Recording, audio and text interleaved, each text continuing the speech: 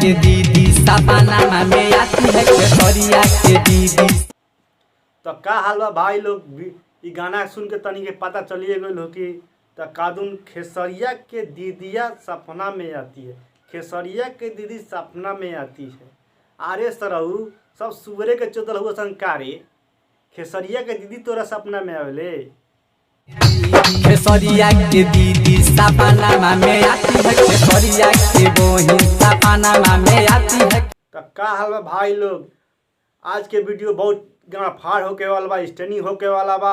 हमारा चैनल देखा तानी, अब नया बानी अब चैनल पर, तो चैनल सब्सक्राइब करिए, साथ में बेल आइकन दबाई। और तो भाई हमारा वीडियो के दिल पनत दिए लोग काहे कि हमनी के ऐसे ही बनावल जाला कि तनी के इंटरटेनमेंट खातिर हमनी के बनावनी संग ई वीडियो चालू करता नहीं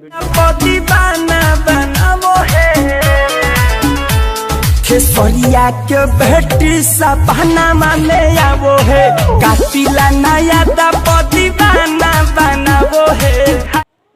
तो खेसरिया के बेटी सपनों में आती है, तो खेसारी भैया के बेटी इनका सपना में आवेली। दियावा के कसम सच बोल रानी, हमको वहावे में गलती तो कइले बानी, हमको वहावे में गलती तो कइले बानी। बाकी एक बेरी गही गहनो होइले बानी बाकी। तो का अंकुश भैया जब वो कह रही है कि कुंवारे में गलती कहिए दी है, बाकी एक बार गाना मरवाइए दी है। साला गनवा ठीक से सुन। बाकी एक बेरी गहनो होइले बानी,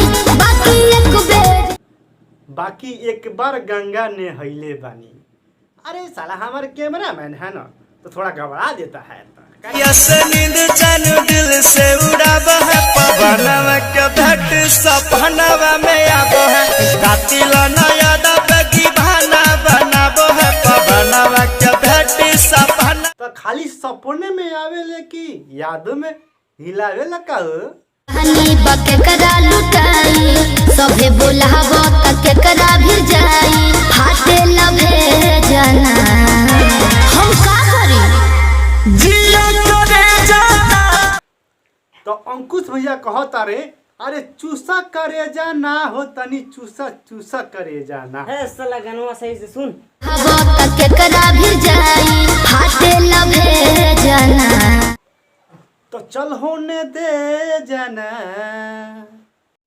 तो आज के वीडियो ये समाप्त करता इंसान अच्छा लागल हो के तो लाइक कमेंट शेयर जरूर कर लो। हमारे कैमरा मैन